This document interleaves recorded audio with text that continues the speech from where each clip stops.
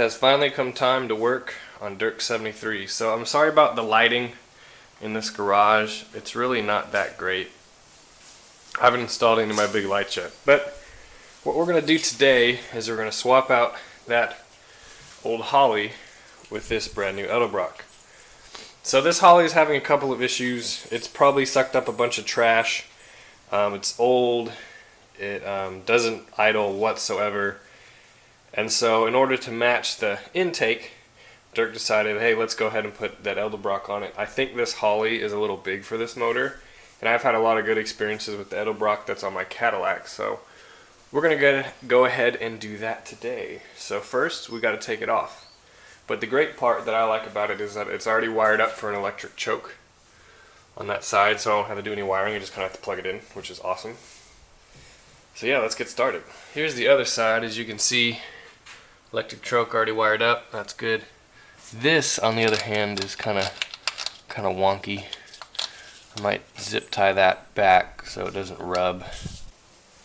It'll probably change because the Edelbrock has a different inlet, but we'll just have to see. Yeah, all this wonky stuff for all the vacuum hoses. They'll fit a little bit better with the Edelbrock as well. This cool tool cart that came with my house, they just kind of left it. So I'm going to be using this for my tools. Basically, I go into my shop back there, get my tools, and then come out here and work on cars. So I got all the tools I think I need.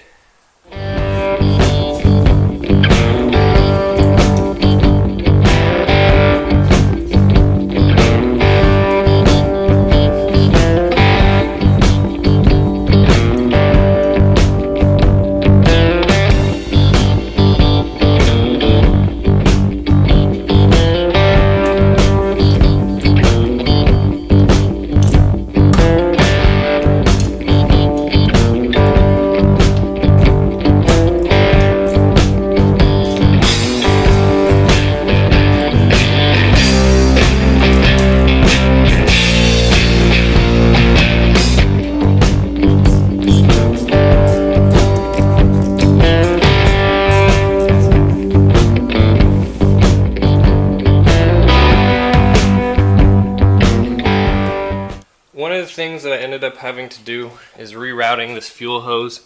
Now this isn't the best way to do it. A hard metal line is probably your best bet, but he does have a glass filter, which is good. I don't like the plastic ones, and so what I've done is I zip tied it to the heater hose and then the expansion tank hose in order just to get the widest area away from the exhaust header. I didn't want it to touch that. And other than that, we should be good to go. The only thing that I haven't done is the air cleaner bolt, the air cleaner rod. And then also I'm going to disconnect the ignition at the distributor right here. In order to have the fuel pump fill up the carburetor with gas, I could do it with a squirt bottle, yes, but I haven't unpacked everything yet, so we'll just do it the old school way. And other than that, we should be good. Oh, we also need to check for leaks at the fuel line once we do that as well.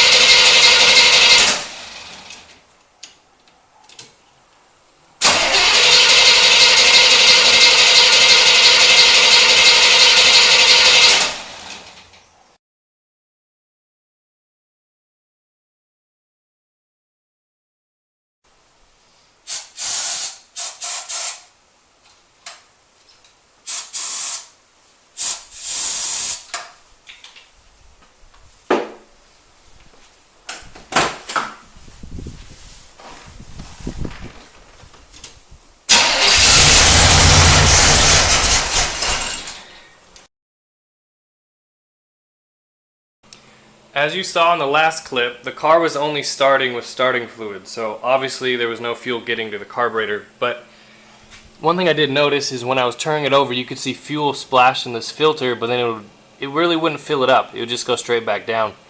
And so what I think I had done is when I put it back together, there's 4 holes that let fuel into the filter and then 4 holes that let it back out and let it go up through the fuel line. I think I had covered half of those when I put it back together, because this is, you can take this apart and you can clean it, which is kind of the reason I like them. So I just turned the car over. This is still full of fuel. You can see a little bubble right there. So I'm hoping now the carburetor will actually fill with gas. So let's give it a second try.